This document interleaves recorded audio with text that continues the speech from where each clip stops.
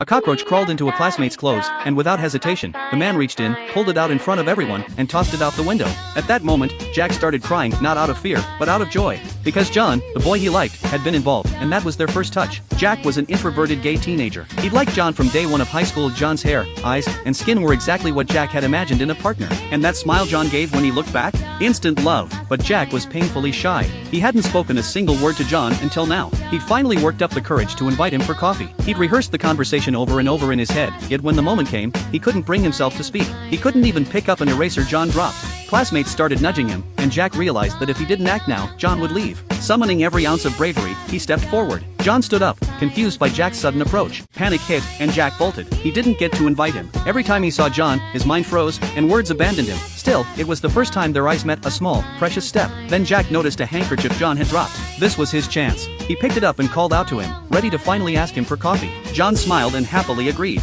Except it wasn't real. It was all in Jack's imagination. Even so, he was thrilled, confident it could happen. Just then, a female classmate spotted the handkerchief and called out to John as well. Jack panicked, rushed forward, and accidentally stepped on it. All three froze. Jack was certain he'd ruined everything and that John must hate him now. He could only retreat to his pet octopus at home for comfort. High school had just started, he reminded himself. He'd get another chance to be friends with John. Later, during cooking class, Jack overheard info about John. He worried when John hadn't shown up, fearing something had happened.